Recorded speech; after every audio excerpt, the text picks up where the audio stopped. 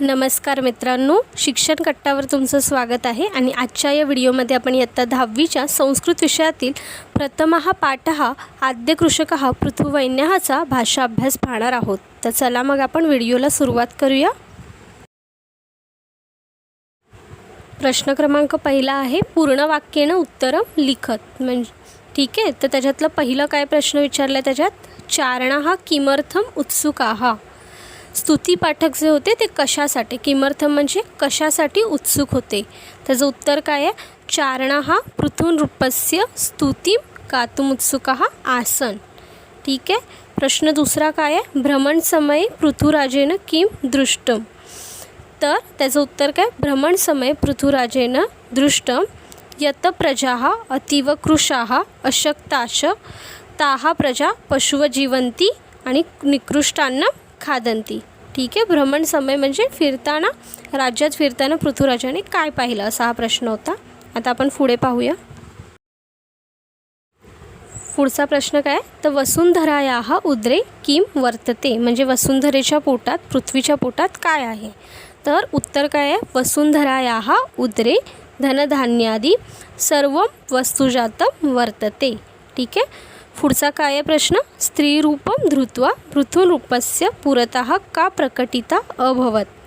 म्हणजेच स्त्री रूप धरून पृथुराजाच्या पृथुरूपाच्या समोर कोण प्रकटित झाली।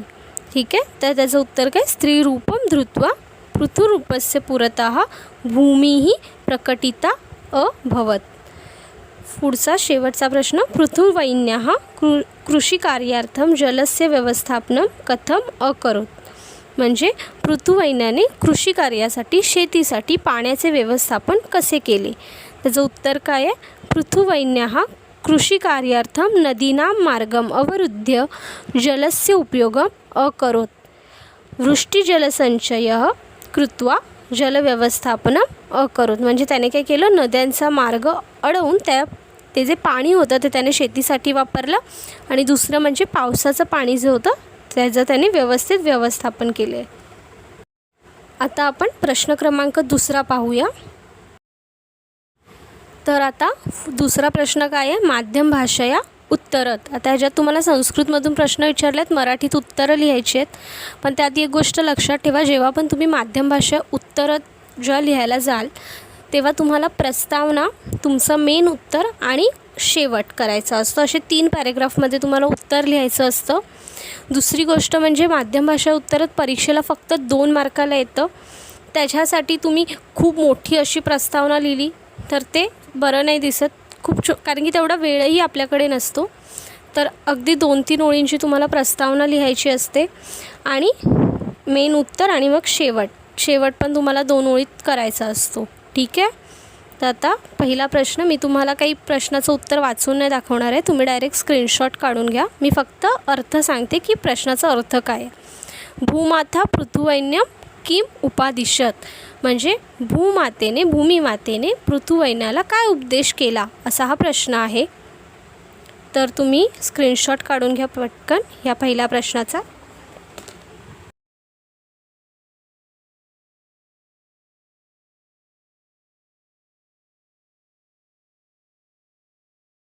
माध्यम भाषेचाच दुसरा प्रश्न पाहूया।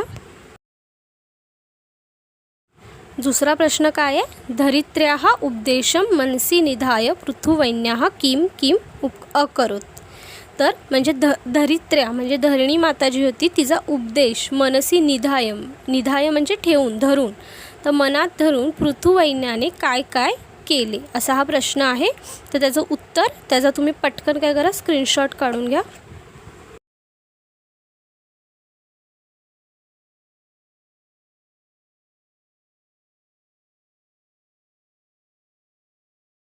आता आपण प्रश्न क्रमांक 3 बघूया। तर तिसरा प्रश्न आहे, जालरेखाचित्रम पूरयत। म्हणजे तिथे तुम्हाला एक तक्ता दिलेला असतो ज्याला तुम्हाला पॅरेग्राफमध्ये बघूनच तुम्हाला कंप्लीट करायचं असतं। हे विचारतात परीक्षेला साधारण 2 मार्कासाठी आणि अत्यंत महत्त्वपूर्ण आहे, हे तुम्ही व्यवस्थित करून जायचं आहे। ठीक आहे, ह्याच्यात मार्क घालवायचे नाही आहेत आणि हा एकदम सोपा टॉपिक आहे। तर तुम्ही पटकन ह्याचाही स्क्रीनशॉट काढून घ्या।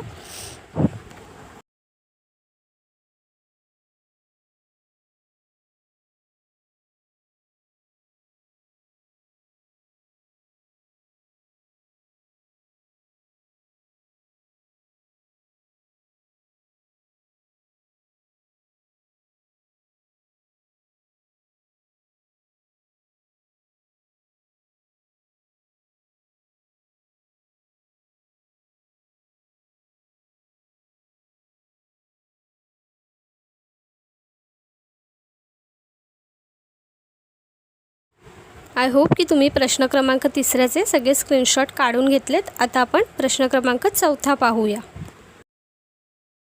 तर प्रश्न क्रमांक 4 आहे, पाठ्यांश पठित्वा प्रवाही जालम पूरय. तर जर परीक्षेला असं प्रवाही जालम असेल आणि जर तुम्ही त्याच्यात शब्द भरत असाल तर एक गोष्ट लक्षात ठेवायची की आधी संकलन आहे तर तुम्ही संकलनच लिहा, चैनम वगैरे लिहू नका, त्याच्याने मार्क जाण्याची संभावना असते. त्यापेक्षा तुम्ही काय करा, व्यवस्थित ते लिहून काढा. जसं तुम्हाला पॅराग्राफमध्ये बघायचं आहे आणि या आकृतीत तुम्हाला भरत जायचं आहे. तर पुस्तकात पण तुम्हाला पहिला आणि शेवटचे जे शब्द आहेत ते दिलेले आहेत, तुम्हाला फक्त मध्ये भरायचे जे काही बॉक्सेस असणार आहे ते. ठीक आहे, तर तुम्ही याचा पटकन एक स्क्रीनशॉट काढून घ्या.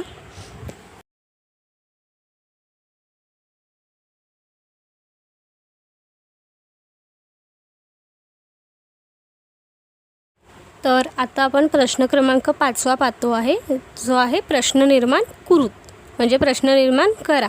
ठीक आहे, त्याच्यातलं पहिलं काय आहे की प्रयाग क्षेत्रे पृथुराजस्य राजधानी आसीत. आता तुम्हाला प्रश्नाचं उत्तर असं करायचं आहे की तो जो अंडरलाईन केलेला शब्द आहे प्रयाग क्षेत्रे, हे त्याचं उत्तर यायला पाहिजे. ठीक आहे, असा प्रश्न तुम्हाला फ्रेम करायचा आहे. तर प्रयाग क्षेत्रे पृथुराजस्य राजधानी आसीत, म्हणजे प्रयाग क्षेत्रात पृथुराजाची राजधानी होती.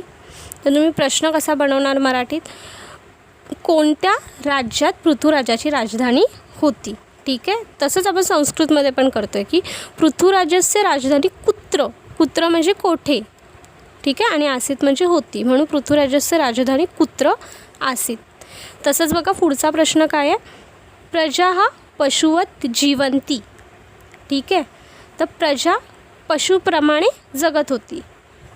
तर आता ॲज अ पशुवत हे आपल्याला उत्तर काढायचं. तर कसं विचारणार मराठीत प्रश्न की प्रजा कशी जगत होती. ठीक आहे, तर कशीसाठी संस्कृतमध्ये कथम, म्हणून मी काय लिहिलं, प्रजा हा कथम जीवंती. त्याच्यानंतर पुढे बघा काय आहे, धनधान्यादी सर्व वस्तुजातं वसुंधरायाः उदर एव वर्तते, म्हणजे धनधान्य ह्या सगळ्या वस्तू वसुंधरेच्या उदरात राहतात किंवा आहेत. ठीक आहे, तर आता ह्याचं उत्तर आपण उत्तरासाठी वसुंधरायाः हे उत्तर येण्यासाठी आपण प्रश्न कसा बनवणार, आधी आपण मराठीत पाहू. धनधान्य सर्व वस्तुजातं कोणाच्या उदरात आहेत. ठीक आहे, तर त्याच्यासाठी कोणाच्या, कस्या, तर आपण संस्कृतमध्ये काय आपण कोणाच्या जागी कस्या. ठीक आहे, आता पुढचा शेवटचा काय आहे ह्याच्यात की पर्जन्यानंतरम बीजेभ्यः अंकुराः उद्भूता. ठीक आहे, तर पर्जन्यानंतर बीजांना अंकुर आले. ठीक आहे, तर आपल्याला उत्तर काय हवं आहे, बीजेभ्यः. तर काय लिहिणार आपण, पर्जन्यानंतरम केभ्यः अंकुराः उद्भूता, म्हणजे केभ्या म्हणजे कोणाला. ठीक आहे, तर आता आपण प्रश्न क्रमांक 6 पाहूया. प्रश्न 6 काय आहे, सूचनानुसारम कृतीही कुरुत. ठीक आहे, तर परीक्षेच्या दृष्टीने हा अत्यंत महत्त्वाचा प्रश्न आहे आणि हा जो प्रश्न आहे याच्यात खूप साऱ्या मुलांचे कधी कधी मार्क जातात. तर तुम्हाला एक गोष्ट लक्षात ठेवायची की काही तुम्ही प्रश्न करणार आहात सूचनानुसारम कृती कुरुतचे, ते कुठूनही बाहेरून करू नका. आधी जे पुस्तकात तुम्हाला पाठाच्या खाली दिलेत ते सगळे करा, म्हणजे जेणेकरून तुमच्या परीक्षेला मार्क जाणार नाहीत. कळते, बाहेरचं काही येत नाही, जे पुस्तकात आहे तेच येणार आहे, तर ते आधी व्यवस्थित करा. ठीक आहे, तर आता मी प्रश्न वाचते. पृथुवैन्यस्य निस्पृहतां ज्ञात्वा स्तुतिगायकः प्रसन्ना अभवन्. आणि इथे आपल्याला करायचं काय आहे, पूर्वकालवाचक त्वांतव्य निष्कासयत. ठीक आहे, तर आता जेव्हा आपल्याला त्वांतव्य काढायचं आहे तर आधी आपल्याला हे ओळखावं लागेल की प्रश्नात त्वांतव्य आहे कोणतं. तर इथे जर बघाल त्वांतव्य असतं ना त्याच्या पाठी त्वा लागतो. तर इथे असा कोणता शब्द आहे ज्याच्या पाठी त्वा लागला आहे, तर ज्ञात्वा. तर आपल्याला काय करायचं आहे, हा जो ज्ञात्वा आहे त्याला आपल्याला काढून टाकायचं आहे. ठीक आहे, आणि त्याच्या जागी आपल्याला कोणता शब्द बसवायचा आहे ते मी तुम्हाला सांगते. तर आधी तुम्ही क्रियापद बघा, जे दुसरं क्रियापद आपल्याला शेवटचं दिलेलं आहे ते आहे अभवन. आता अभवन हे जे क्रियापद आहे ते लंग लकार प्रथम पुरुष बहुवचन आहे.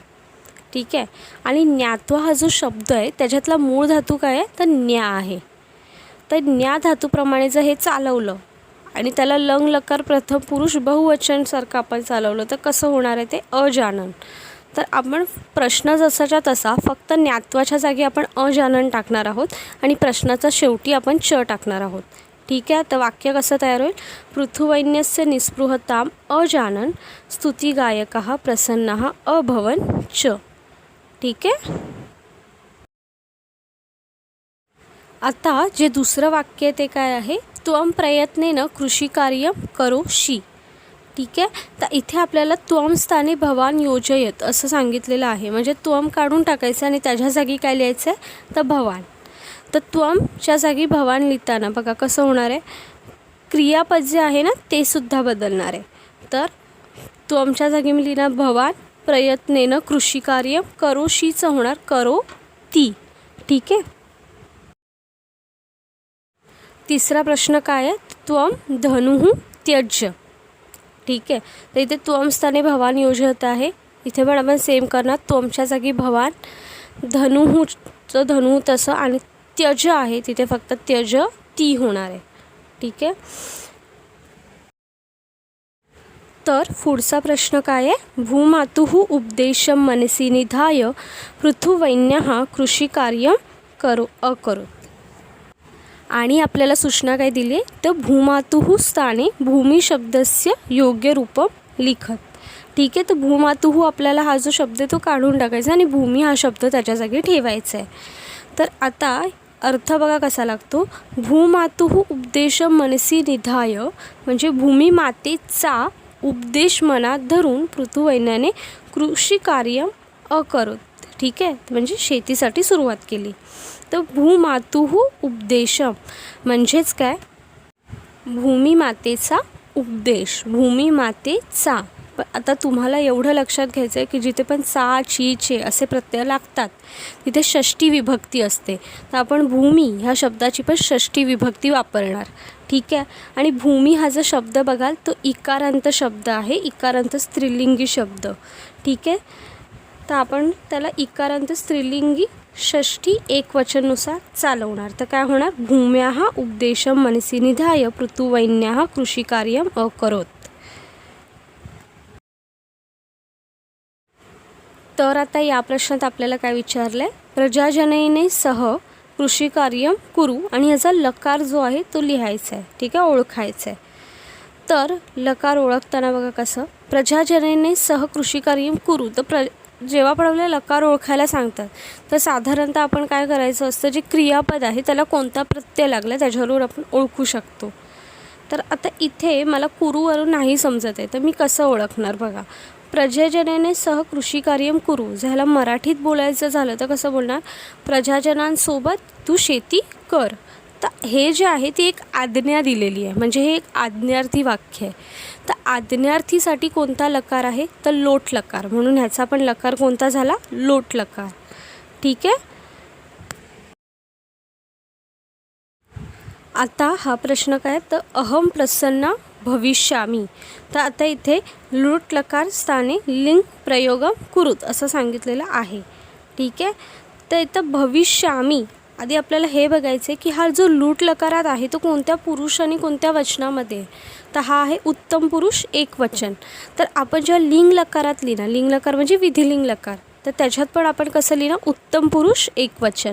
तर काय होणार? अहम प्रसन्ना भवेयम. ठीक आहे. आपण आता पुढचा शेवटचा प्रश्न बघूया सूचनानुसारम कृती कुरुतमधला. आता हा प्रश्न काय तुम्ही वाचते? भूमिहीन स्त्रीरूपम धृत्वा तस्य पुरतः प्रकटिता अभवत. आणि इथे आपल्याला पूर्वकालवाचक त्वांतव्य जे आहे ते काढून टाकायचे. ठीक आहे. तर या प्रश्नात त्वांत अव्यय कोणतं आहे? तर धृत्वा. तर धृत्वा. ठीक आहे. ध्रुव हा जो मूळ धातू त्याचा अर्थ काय? धारण करणे. ठीक आहे. आणि ह्याचं जर शेवटचं क्रियापद बघाल तर ते आहे अभवत, जे आहे लंग लकार प्रथम पुरुष एक वचनात. ठीक आहे. तर आपण जेव्हा ध्रुव धातू लावणार आहोत तो पण आपण कसा लावणार आहोत? लंग लकार प्रथम पुरुष एक वचनात. तर कसं होणार आहे? भूमी ही स्त्रीरूप धृत्वाच्या जागी काय येणार आहे? अधारयत तस्य पुरतः प्रकटिता अभवत च. तुम्ही एक गोष्ट लक्षात ठेवायची की जेव्हा पण तुम्ही त्वांत किंवा लेबंत अव्यय काढत असाल तेव्हा च लावायला विसरायचं नाही आहे. तर आता आपण प्रश्न क्रमांक 7 पाहूया. तर प्रश्न 7 आहे मेलनम कुरुत म्हणजे जोड्या लावा. तर कशाच्या जोड्या लावायचे? तर विशेषणम आणि विशेष्यम. ठीक आहे, तर उत्तरं सांगते मी. कृशहाचं काय आहे? प्रजाः. उर्वराचं काय आहे? भूमिः. आनंदिताचं काय आहे? प्रजाजनः. दुःशासकाचं काय आहे? तर वेनः. आणि प्रजाहितदक्ष कोण आहे? तर पृथुराजा. ठीक आहे, तर पृथुः. तुम्ही याचा स्क्रीनशॉट काढून घ्या. तर आता आपण पुढचा प्रश्न पाहूया. प्रश्न क्रमांक 8. समानार्थक शब्दम लिखत. ठीक आहे, तर पहिला काय आहे? वृक्षः. वृक्षः म्हणजे समानार्थी काय येणार? तरु. भूमीचं काय आहे? भू. राजाचं काय आहे? रूपः. राटः पण येतं. धनुचं काय आहे? चापम. ठीक आहे, आणि नदीचं काय येतं? सरित. प्रश्न 9 आहे विरुद्धार्थक शब्द लिखत. तर पहिला आहे स्तुतीः. स्तुतीचं काय येणार? निंदा. सद्गुणः. सद्गुणाचं काय येतं? दुर्गुणः. प्रसन्नः तर विषण्णः. ठीक आहे, अशक्तःचं काय येतं? शक्तः. पुरतःचं पृष्ठतः. आणि स्थूलःचं काय येतं? तर कृशः. आता आपण प्रश्न क्रमांक 10 पाहूया. प्रश्न क्रमांक 10 बघा काय आहे? कः कम वदती. म्हणजे कोण कोणास म्हणाले असतं मराठीत, तसंच कः कम वदती. पहिला आहे तिष्ठन्तु चारणाः. चारणांनो थांबावे असं कोण म्हणालं? तर राजा चारणांना. तर काय लिहिणार? राजा चारणान अवदत. दुसरा आहे तत्प्राप्तुम यतस्व. ते मिळवण्यासाठी तू प्रयत्न कर असं कोण बोललेलं? पुरोहित जे होते ते राजाला बोललेले, म्हणून पुरोहितः राजानाम अवदत. तिसरं काय आहे? तर तव पिता दुःशासकः. म्हणजे तुझे पिता दुःशासक होते असं कोण बोललेलं? तर भूमी बोललेली पृथुराजाला. ठीक आहे, तर आपण काय लिहिणार?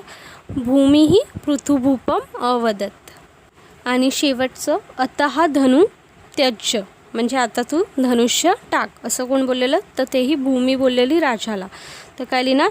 भूमीः राजानाम अवदत. आता आपण प्रश्न क्रमांक 11 पाहूया. संधी विग्रहम कुरु तसा हा प्रश्न आहे. तर आपण बघूया. पहिला आहे उदर एव. तर त्याचं काय होणार आहे? उदरे अधिक एव. दुसरा आहे पशुवत जीवंती. ह्याचं काय होणार आहे? पशुवत अधिक जीवंती. तचा पाय मोडायचा आहे. त्याच्यानंतर आहे अशक्ताश. तर तिथे काय लिहिणार आहे? अशक्ताः अधिक च. ठीक आहे, त्याच्यानंतर आहे पुरोहितो वदत. तर इथे काय येणार आहे? पुरोहितः अधिक अवदत. तर 11वा प्रश्न इथे संपतोय. तर आता आपण 12वा आणि शेवटचा प्रश्न पाहूया. आता 12वा प्रश्न काय आहे? तर अमरकोशात शब्दम प्रयुज्य वाक्यम पुनर्लिखत. तर इथे तुम्हाला अमरकोशातूनच जे शब्द असतात ते घ्यायचे असतात. अमरकोश तुमच्या पुस्तकाच्या मागे दिलेला असतो, त्याच्यातून तुम्हाला शब्द जे आहेत ते निवडायचे असतात. ठीक आहे, तर बघा पहिलं काय आहे? भूमी स्त्रीरूपम धृत्वा प्रकटिता. तर भूमी हिच्या जागे, तर ज्या शब्दाला अंडरलाईन केलं आहे अमरकोशातला शब्द म्हणजे समानार्थी शब्द आपल्याला तिथे लिहायचं आहे. ठीक आहे, तर भूमीच्या जागी मी काय लिहिलं? पृथ्वी. तर पृथ्वी स्त्रीरूपम धृत्वा प्रकटिता. ठीक आहे, आणि त्याच्यानंतर दुसरं काय आहे? तर भूपालः पृथुवैन्यः नाम धरायाः प्रथमः अभिक्षितः सम्राट. तर ते इथे शब्द कोणता आहे? भूपालः. तर भूपालासाठी तर खूप सारे शब्द आहे, जसं राटः आहे, राजा आहे, नृपा आहे. ठीक आहे, तर तुम्ही कोणताही एक लिहू शकतात. मी इथे राटः लिहिलं आहे. आद्य कृषकः पृथुवैन्याचा जो भाषा अभ्यास होता तो आत्ता आपण पाहिला. मी ह्याच्या धड्यावर सुद्धा एक व्हिडिओ बनवला आहे, ज्याची लिंक मी खाली डिस्क्रिप्शन बॉक्समध्ये तुम्हाला देईन. जर तुम्हाला भाषा अभ्यासाशी रिलेटेड काही डाऊट्स असतील, काही तुम्हाला समजत नसेल, तर तुम्ही प्लीज ते कमेंट बॉक्समध्ये लिहून मला कळवा. हा व्हिडिओ तुम्हाला कसा वाटला तेही तुम्ही मला कमेंट बॉक्समध्ये लिहून नक्की सांगा. आणि जर हा व्हिडिओ तुम्हाला आवडला असेल तर प्लीज व्हिडिओ खाली लाईक बटन दाबा. हा व्हिडिओ इतरांसोबत शेअर करा. मी ह्या चॅनलवर 5वी ते 10वीच्या विद्यार्थ्यांसाठी व्हिडिओ टाकणार आहे, तर ते पाहत राहण्यासाठी तुम्ही प्लीज शिक्षण कट्टाला सबस्क्राईब करा. थँक्यू.